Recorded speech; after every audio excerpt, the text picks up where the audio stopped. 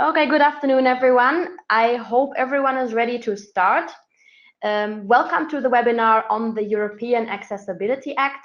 We are really happy to have so many of you registered, actually almost 150. So this actually means we need to have a few practical information and some housekeeping rules. But before that, I wanted to introduce, first of all, the presenters today. So there will be Alejandro, who is policy coordinator at EDF. Then there's Marie, that's me. I'm also policy coordinator. And then there's Mher, who is the EDF accessibility officer. And for the practical information, I said a few of these things already. I want to start with one of the most important things is please stay muted during the webinar. Because we are so many, there can be a lot of disturbing background noise. So please stay muted. There will be time for questions halfway through the webinar, a short question moment, and then at the end, again, a longer question time. And again, relating to the questions, please don't ask any technical questions right now during the webinars because we will have many questions, and to go through all of them, this will be very difficult. So if you have questions, please only ask content-related questions in the chat box that will then be collected and will be used in the question time. Also, of course, all the questions we cannot answer, we will do later in writing. So the question box is also on the same side, so you can ask the questions there.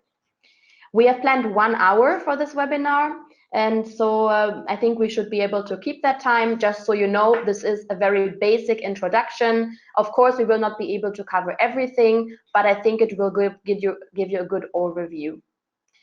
Also, just information about privacy. So the webinar will be recorded, and there will be a transcript afterwards, but basically your names will not be mentioned anywhere, so it is anonymous.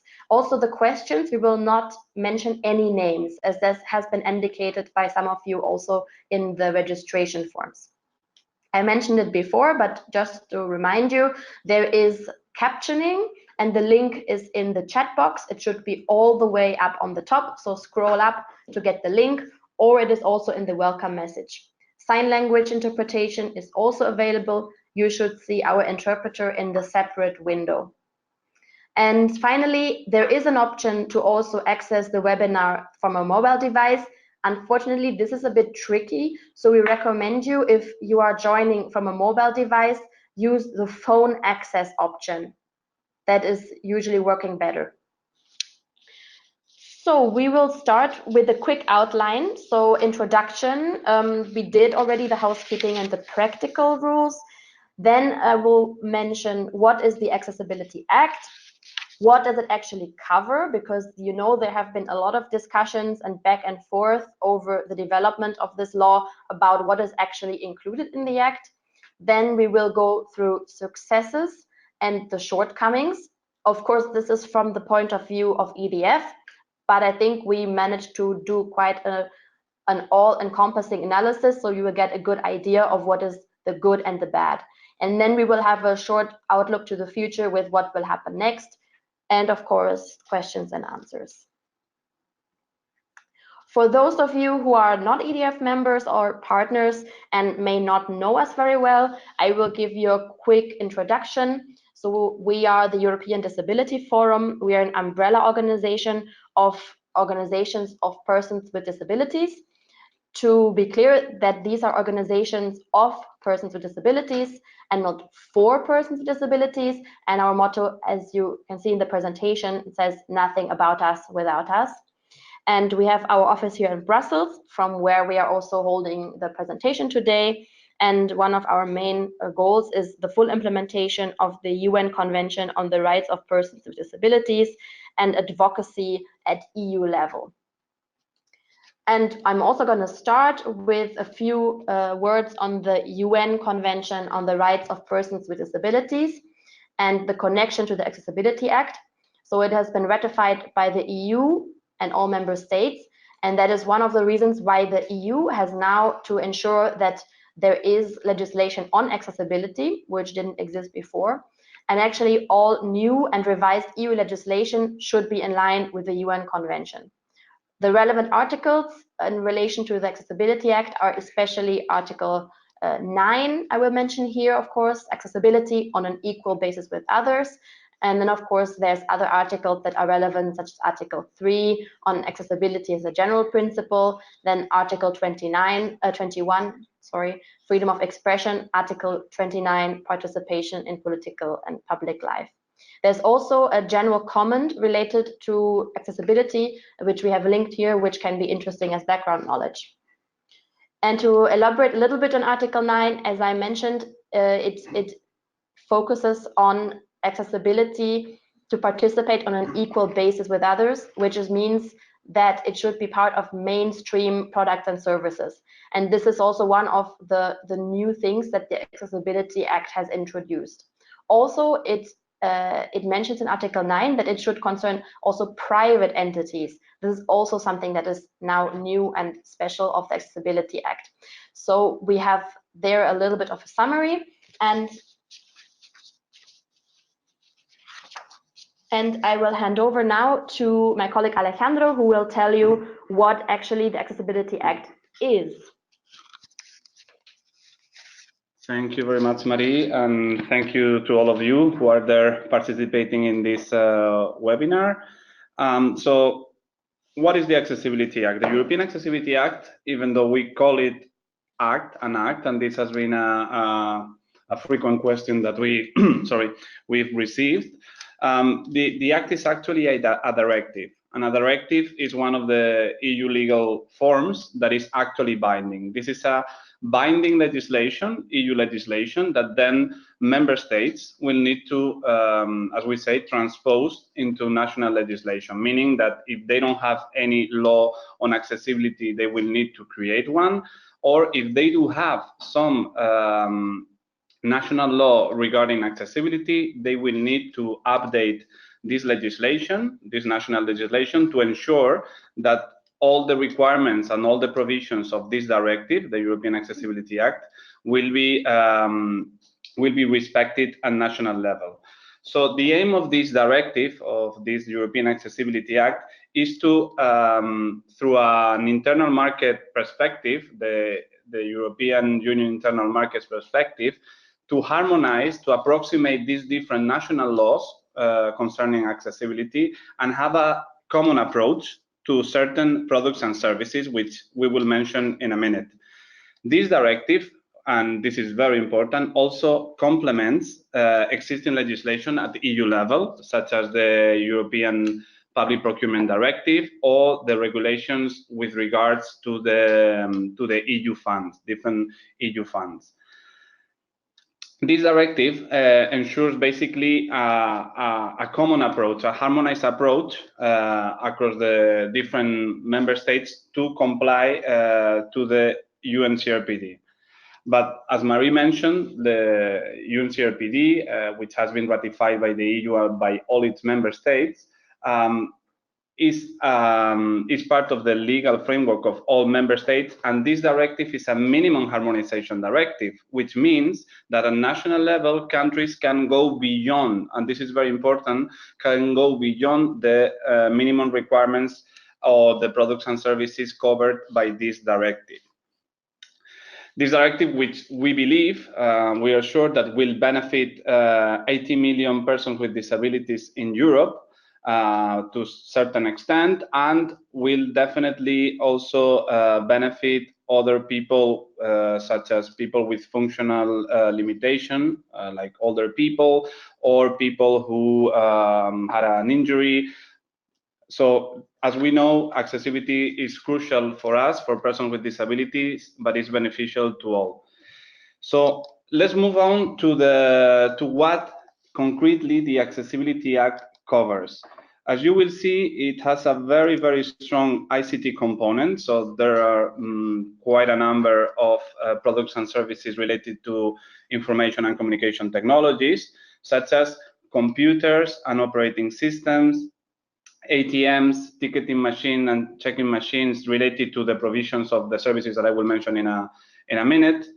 all payment terminals in any shop that uses a payment terminal or machine that uses a payment terminal will be included, will be covered, sorry, by this directive. Telephony services, smartphones, and access to the emergency number, communication with the emergency number 112, which is the European single emergency number.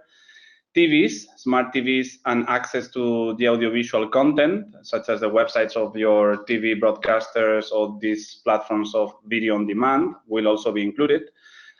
Consumer banking services, e-books and e-readers, e-commerce, meaning all those websites and mobile apps that basically sell anything, those will be covered by this directive as well. And certain elements of transport services, mainly related to information to passengers and the purchase of your transport ticket. And as I mentioned, this directive also complements other EU legislation, such as the Public Procurement Directive or any European legislation which refers to accessibility or to this directive. The directive includes a set of accessibility requirements that will help to comply, to respect those other EU acts that require accessibility.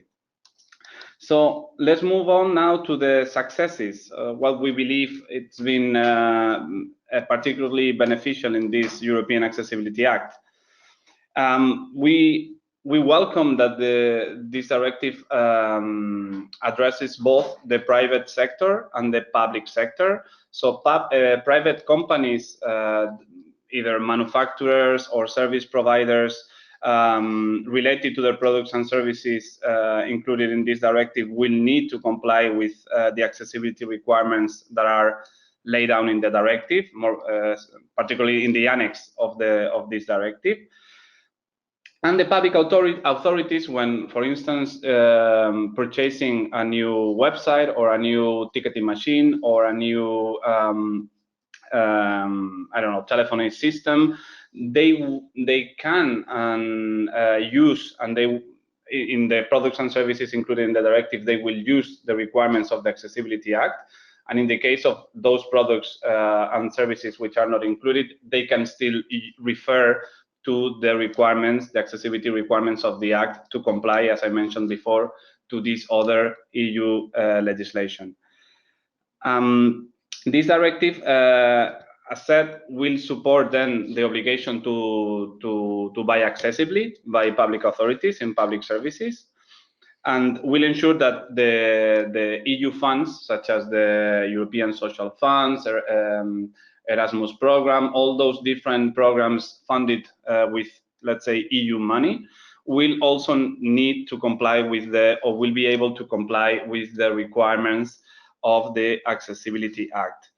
The Accessibility Act also includes a strong enforcement mechanism. EDF actively and strongly advocated for it, and one of the main successes of this work has been the possibility for organizations of persons with disabilities to take action in case a product or a service is not accessible on behalf of an individual, of a group, such as persons with disabilities, and therefore will be strengthening the possibilities for the disability movement to make sure that accessibility legislation is being actually respected, something that we've heard that is an issue in many EU member states.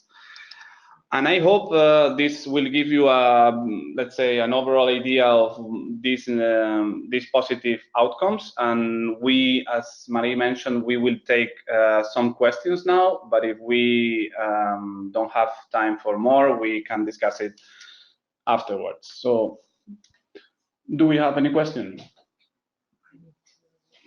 Oh. Okay, so we actually received 3 questions so far, but actually I have to say we will probably answer them later in the presentation. So I can just read them out, and then actually I would suggest we continue, because the ones that I see here we will mention anyways. So the first one was how can I be part of the Accessibility Act? that we will touch upon in the end of the presentation. Then what time limit is imposed by the Act for countries to transpose the Act into national legislation? Also that we will mention. And the third one is a question, can you post a link to the Accessibility Act in English? And that is actually also at the end of the presentation. It should be also in the document that is uploaded already. So if you go to the very end of this document, you should find a link to the document in English. And I just see another question coming in, and that will be, it's a question, what is going to be the monitoring structure for the Accessibility Act? That actually we maybe can take now, because that I don't think we have planned on saying that. So maybe Alejandro can answer the question on the monitoring structure. So the monitoring structure of the foreseen by the Accessibility Act is through the so-called market surveillance authorities. These independent bodies at national level are in charge of making sure that the products that are being sold or moved and distributed in the EU internal market respect the EU legislation with regards to safety, health, and so forth. And now, thanks to the Accessibility Act, these authorities will be responsible for checking the accessibility of those products. And they have different mechanisms to do so. For instance, if they find out that there is a company that is subject to the Accessibility Act because they are manufacturing or they are selling or distributing or importing a product that is covered by the Act, and they discovered that this product doesn't respect the accessibility requirements of the legislation, they can take action and force the company to remedy this situation and prohibit the selling this product or distributing this product until they have fixed the accessibility problems. So we believe that this is a very strong provision, which unfortunately, and this is one of the shortcomings of the Act, this is not applicable to public procurement. So when a public administration makes a mistake and purchases a product which is not accessible. Unfortunately, member states, even though the proposal was including this aspect as well, member states didn't want, unfortunately, citizens to challenge their purchasing decisions. But there is this possibility. And then finally, if the company is not willing or doesn't fix the accessibility problems of their product, there are foreseen also penalties in the Accessibility Act. So member states will need also to establish penalties in cases of infringement. All right, thank you, Alejandro. We had 3 more questions coming in, and I suggest we take these now. The first one is mental illness being covered in this act as it comes under the umbrella term of disabilities? The second one is, how can these organizations report issues of non-implementation? Will there be national platforms? And the third question is it planned to expand the scope of the Accessibility Act, for example, legal or judicial procedures? I will maybe give the first question to Mher about mental illness. Otherwise, I can also take it myself to quickly cover it. To reply quickly, well, it depends, because the accessibility requirements that are in the Act, of course, cover a variety. It covers all types of disabilities. So it really depends, I mean, what you define as a requirement for somebody who has mental ill health. There are some things about how things have to be perceived, for example, that to be perceivable, the way they are designed, that obviously would benefit everyone. It does not say anywhere specifically in the Accessibility Act for which type of disability a thing has to be designed or made, or at which group should be targeted. This is not the case. So it has very general requirements. So of course, the group of persons experiencing mental ill health would benefit from many of these things, but they are not mentioned as a specific target groups, but neither are blind persons or persons who are deaf or hard of hearing. So this is maybe to answer the first question. The second question is, again, similar to what Alejandro just mentioned. So to ask how organizations can report issues of non-implementation and about the national platforms. So I would maybe give that back to Alejandro, because that is a kind of a continuation of the first question. Mm-hmm. And the last thing, the last question I can also take quite easily, is it planned to expand the scope? There I can say very quickly, at the moment on European level, not. But it is, of course, possible to expand the scope on national level. So it is possible. And also, of course, nothing stops the European Union from at some point revising this act. But as you know, this whole procedure now has taken us over 5 years. So you can imagine it will probably not be very soon. So I would say expanding the scope is more a question on national level than at the moment on EU level. But I will hand back to Alejandro to answer the question. The question about organizations, Yeah, how they can report. exactly. Well, that will really depend on how the member states, the different member states, will transpose the provisions of the directive. So certainly there will be the possibility for organizations representing or on behalf of persons with disabilities to approach and to challenge a product or a service to the market surveillance authorities, but we don't know yet how these different arrangements will be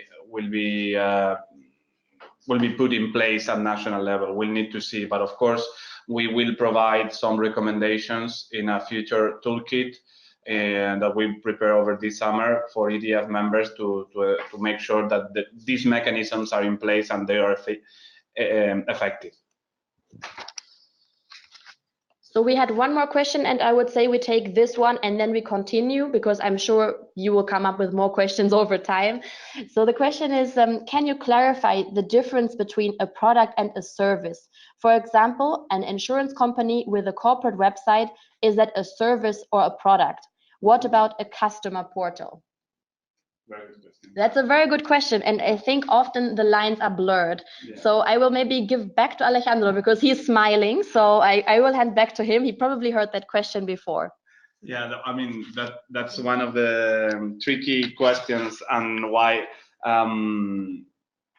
we had so many discussions around services, because particularly the Accessibility Act is very much focused, as you've seen already, to ICT, to technologies, new technologies. So there, the distinction between what is a service and what is a product is, as Mary mentioned, is not so much clear. My answer would be, if that insurance company is selling the service online, that will fall into the e-commerce section. Therefore, the website need to be accessible. That will be my interpretation, because if we look at the definition of e-commerce, that website should fall into the Accessibility Act. Thank you, Alejandro. I think also you pointed out that some of these things are not so clear-cut. We, of course, have now the final text, and we have tried our best to understand everything and now to break it down for you. But there will also come up more questions, and there will be more gray areas that have to be still defined. So it's good, I think, that you already picked up on this. We will continue now with my colleague Mher giving you an overview of now what are the shortcomings of the Accessibility Act. And then after that, of course, we will sum up with things that are still coming up soon, and we will have, again, more time for questions. So keep them coming in the question box, and we're happy to answer them later.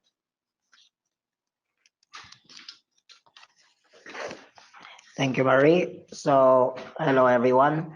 So after Alejandro mentioned the scope and all the positive aspects of the Act, I will ruin the party a bit and talk about the limitations of the Act that we are not so happy with.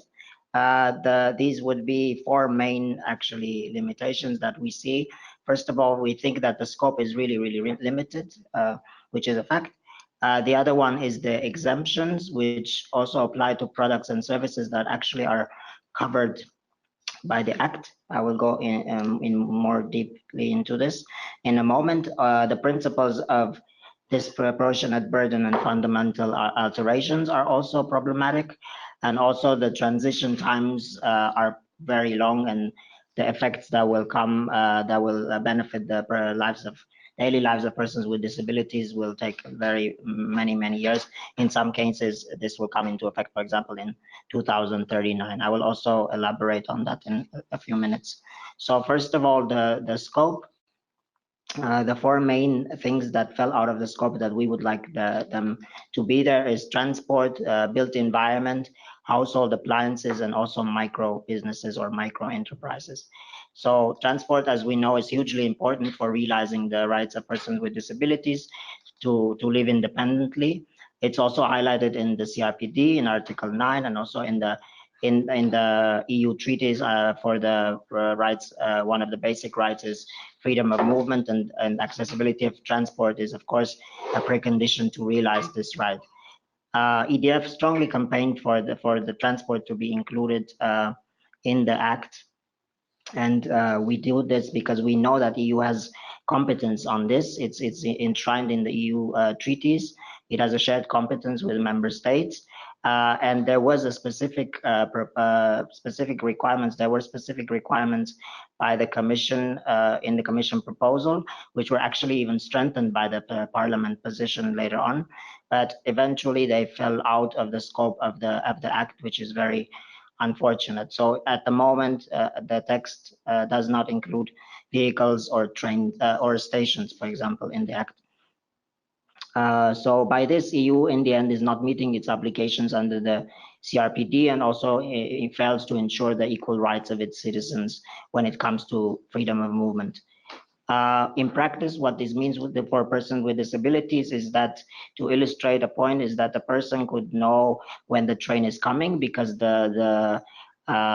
we saw in the scope of the services that real-time information regarding transport services should be available, but they know when the train is coming, but they cannot access the train because the train itself is inaccessible. So this is a major flaw. The other one is built environment. There are requirements concerning the built environment, but these are not mandatory. These are voluntary and left to the member states. Member states can decide whether they want to make these provisions compulsory or not. So the Act now says that they can decide in light of national conditions to use these requirements or not. Nevertheless, it is positive that these are elaborated, of course, in the text, even though they are voluntary.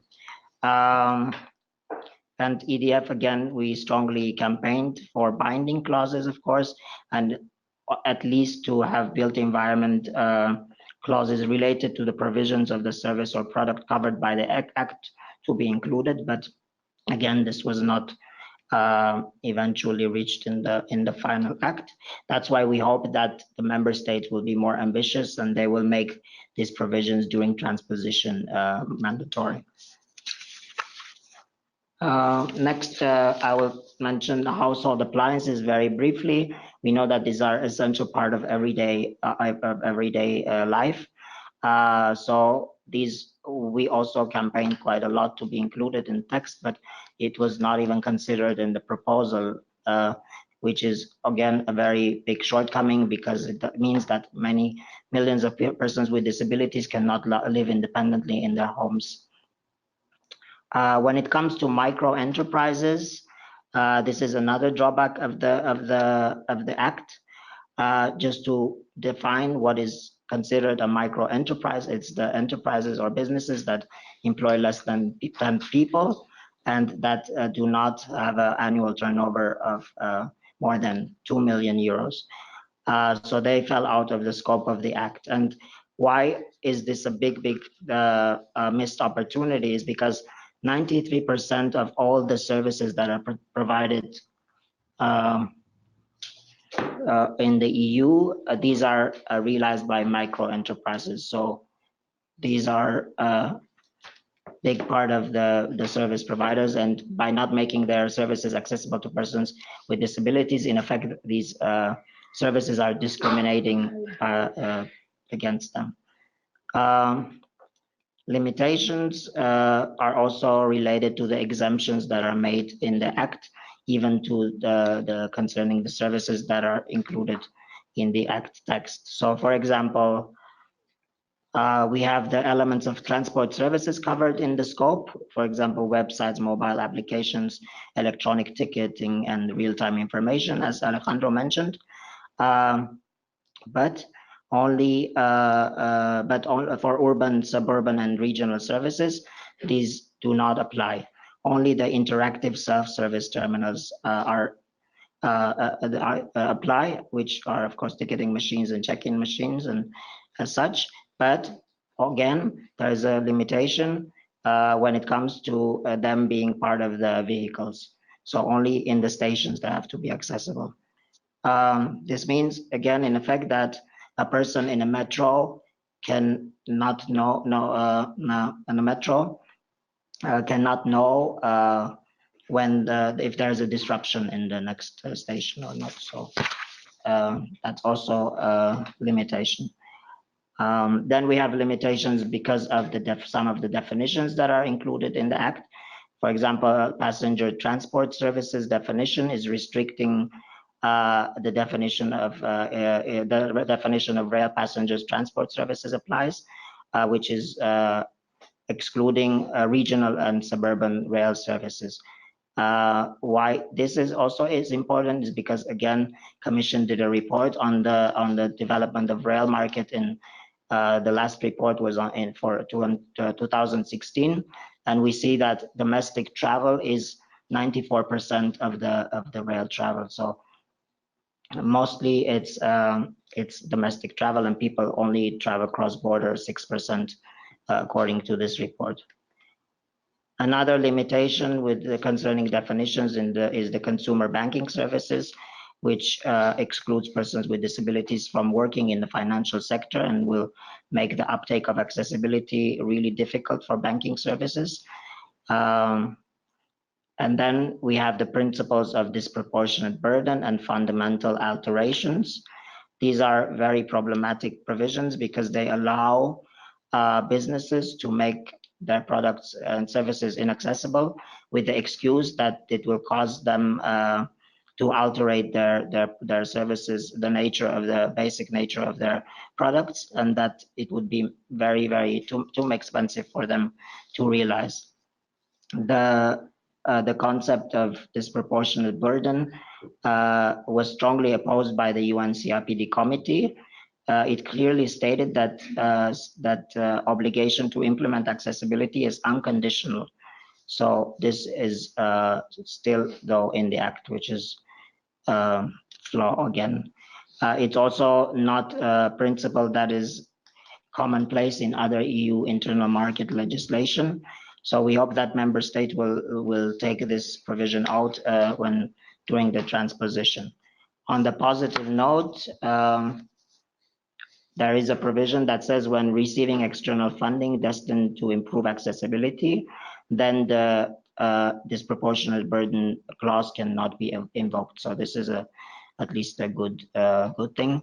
And also the Commission can adopt delegated acts which can further specify the assessment criteria for the exemption, and this can be used as a safeguarding measure against misuse of this exemption by economic operators. And lastly, a positive note is that a working group will be set up by the Commission in which EDF will be involved, and we will the function of this working group, one of its roles will be to advise the Commission, and we will work closely to develop guidelines with regards to the exemption based on disproportionate burden and fundamental alterations, among other issues. So we hope that these provisions can be addressed in a way that they do not allow loopholes for businesses. I talked about already blank exemptions for micro enterprises providing services. Furthermore, micro enterprises dealing with products are also exempt from documenting their assessment on whether the requirements of the Act impose a disproportionate burden. Again, this is a loophole which will make it very difficult to check on those economic operators and enforce the law. And lastly, one of the shortcomings of the Act is that it has very long transition times. For some products, it will be 2039. So the deadline for transposition, Marie will shortly mention, it will be in 3 years. Then the application of measures will come into effect in 2025. So after 6 years, the act comes into force. But there are also transitional measures which will allow you businesses. This transitional period is used during which products used for the provision of a service which were placed on the market before the date do not need to comply with the accessibility requirements of the Act unless they are replaced by the service providers during the transitional period. So in practice, what would this mean? For example, if we have the 112 emergency number, it would only have to be made accessible after 8 years of the Act coming into force. And for example, existing self-service terminals would have to be accessible only in 2039 or 20 years after the Act comes into force, or the end of the economic life of the self-service terminal. So we see that in practice, this is going to delay the effect of the Act on the daily lives of millions of people, which is very unfortunate. All right, I think you got a good overview now. So Marie speaking again here, what actually is included in this new law. And I will just give you a quick overview of the next steps. So you know it has been published officially in the official journal of the EU on 7th of June, and it will enter into force well, next week, actually 26th of June. And from then on, the member states will have, oh, sorry, next slide. The member states will have 3 years to transpose what is in this directive into national law. As Alejandro mentioned in the beginning, this is really important because, you know, there are different types of EU law. The strongest one would be a regulation, which applies immediately. A directive is the second strongest type of legislation, but it requires still member states to make either adjustments to existing laws or basically creating a new law on national level. So that means that usually takes some time and is usually not a very easy procedure. But the upside of this is that you also can be involved, and actually you should be involved. Because again, as it was mentioned, this is minimum requirements on EU level. So don't be scared if it says now in the EU law that it only covers micro enterprises providing products. This is something you can still change in your country. And actually, this is something we hope to change. So don't be scared if this seems there's a lot of limitations. Many member states are willing to go beyond this. And we should really also try to push, of course, the governments further. Built environment is another example. If you already have legislation on national level which goes way beyond this, obviously it's not a question of going back now and making this voluntary, but of course it should be actually going further. And for this, EDF will also provide its members with a toolkit that you can use, and so you know who to contact, you know what to ask for, you know where to get involved.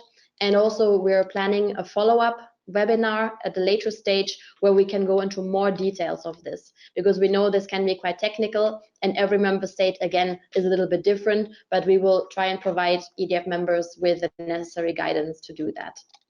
Also, what still will happen is now that the Commission can ask for European standards to be developed, and that is also a very important tool because, as we mentioned before, the accessibility requirements that are in the law are functional. That means it only describes very broadly actually what kind of features or how it should be accessible, but not on technical ways of how to do this. So often there are maybe different technical solutions, and this is absolutely not specified in the Act. It does not say how many millimeters the button has to be, etc. So for this, we will need new European standards or possibly updates of older standards. So this is also quite a big body of work. And again, there we really recommend EDF members and partners to get involved as well in the standardization processes, because there we really need more representation of persons with disabilities as well.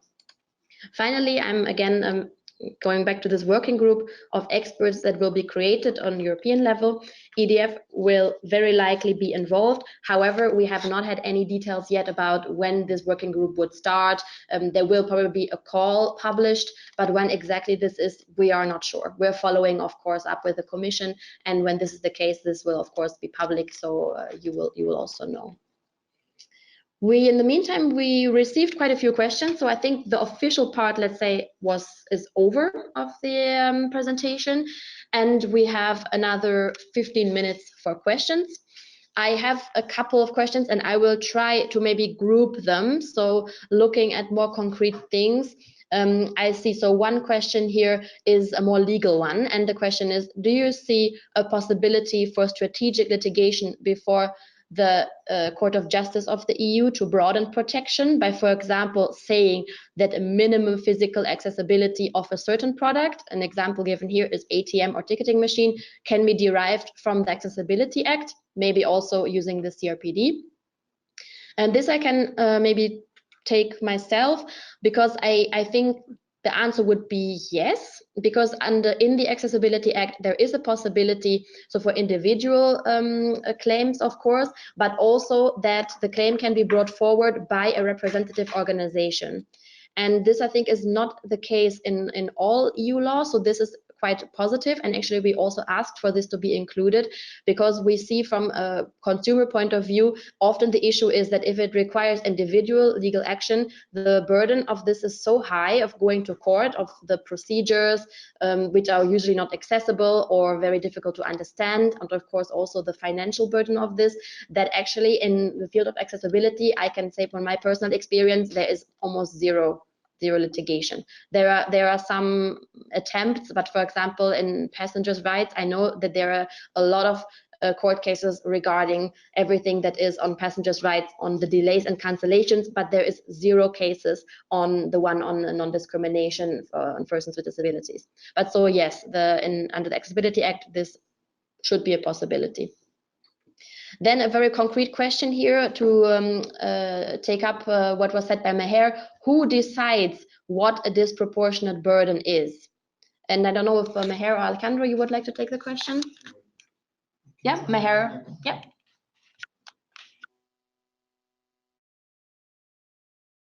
I think at the moment we would, this is also something that is not really clear, and the working group would actually be a useful way of making guidelines to have this criteria. There is, of course, the annex, I believe it's 6. Yes. Yeah. So there is criteria for assessment of disproportionate burden. You can see in the text, which specifies how to assess this. But I think right now it's quite general, and this is one of the things that we hope to work on later on during the working group to make it more specific and more less open to different interpretation. Yeah. So, Alejandro, do you want to add something? No, I think you said it all. Is in the end, it's a self-assessment of the manufacturer or the public administration, considering the costs of making the product or the service accessible vis-a-vis the benefit to persons with disabilities, and including persons with functional limitation. And there are some further criteria in this article, such as, the frequency, the use of the product, and so forth. And as Mher mentioned, there is an annex, which is the last one, I believe, that provides further guidance on the, let's say, the quantitative assessment that they need to carry out in this specific economic operator to come up with a decision, like whether accessibility will impose a disproportionate burden or not. We regret obviously the inclusion of disproportionate burden, which is not related to accessibility according to the UNCRPD. However, we've seen in many other accessibility legislation, including in the US, that these kind of provisions are included, unfortunately. But in the end, we also know that all in all, organizations tend not to use this exception. So let's hope that in Europe it happens as well. And economic operators, companies, public administration, they don't use this exception. All right, thank you. So I'm taking two more questions, which are more about the organizational part. So the first one was again about the working group and how you can participate in it. So again, this normally should be an open call, or it should be a call published on the website of the EU. We don't know exactly when this will be and what exactly the requirements will be, but you can check this out on the website and of the EU. And this should be, I think, normally of the Director General for Employment in charge of this. But again, we will keep you updated. Follow us on Twitter at EDF Access or at MyEDF. There you get the latest news, or also our newsletter on our website, and we will let you know. And another question on the toolkit that I mentioned, it is not available yet. We will work on it over the summer, so you should have it at the in autumn. So in September, October, we hope that it will be ready, and so you can use it directly. There is a question here more specifically on the Design for All standard, and I think Alejandro can answer this. So if the question is, if you have, so the question is, sorry, this in two parts, so I have to find the first one. Have any of you in EDF seen EN 17161? Yes. So Alejandro says yes. I don't know exactly what your question is related to this. Maybe you want to know how this is related to the Accessibility Act. I will let Alejandro say something. Well, if that's the question, yes, I've seen the EN 17161. It's the European standard on design for all. And as we mentioned it in our previous webinar, this standard will not prove compliance with this directive. So this standard won't be used by organizations to say our products comply with the EU legislation, with the Accessibility Act. But this standard can be useful for those companies, those manufacturers, service providers, for the public procurers to have a universal design or design for all approach that will ensure that whatever they do is accessible.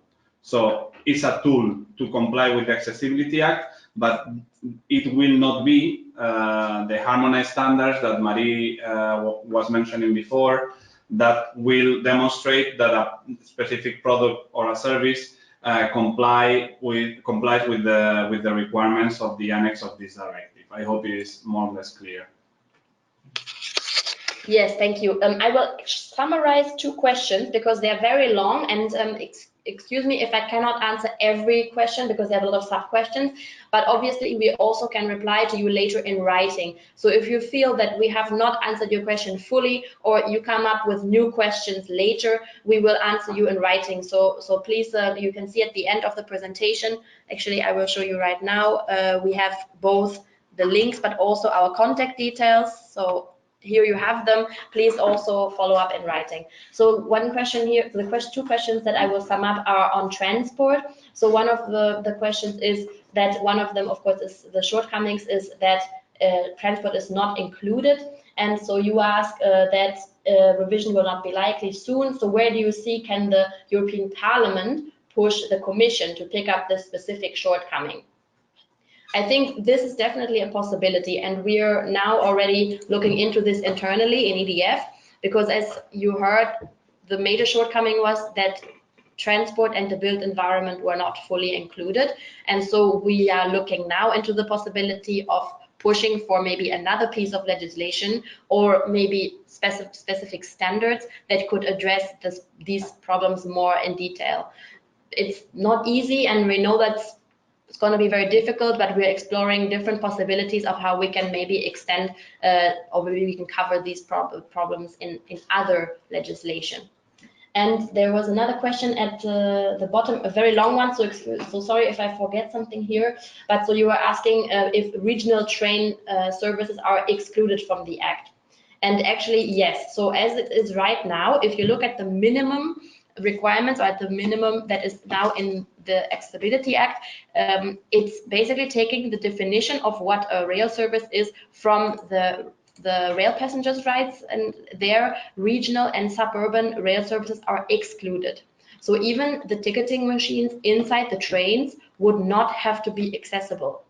That is the minimum. So obviously, again, try to push for this on national level. It doesn't mean that it's completely lost, but it should be done. And the logic obviously is, if you produce a ticketing machine and it's accessible, of course, this should also be applied to all of them. And actually, the good thing about the Accessibility Act is that it also covers existing ticketing machines, so not just new ones. Obviously, there is a long transition time, but in theory, it covers also existing ticketing machines. So I saw there was one more question coming in. I will see if we can reply to it directly. So the question is, are there provisions in the Act that will prevent member states and companies from abusing the lengthy transitional period? So putting in place non-compliant products or services in the transitional period. Mher, do you want to answer? Do you have an idea? I can say something related, but I think, yeah, it's true that the transitional period can be used as a way of a loophole kind of. And we see that sometimes the member states in other legislation, that they fail to report back on time and things like this happen.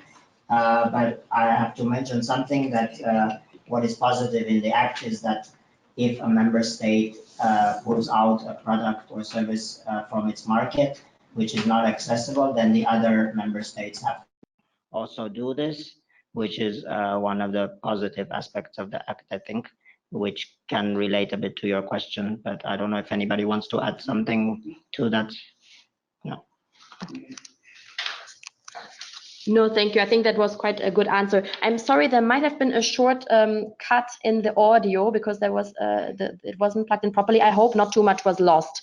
But in any case, I think the question was replied properly. There's one last question because we have only 5 more minutes, and it's about the website. So I think I will refer this back to Alejandro. And the question is regarding the monitoring of websites. How can national authorities check the accessibility status of websites, given that automated tests only cover around 30% of accessibility errors? And a follow-up question to this, can national authorities subcontract services that provide this assessment?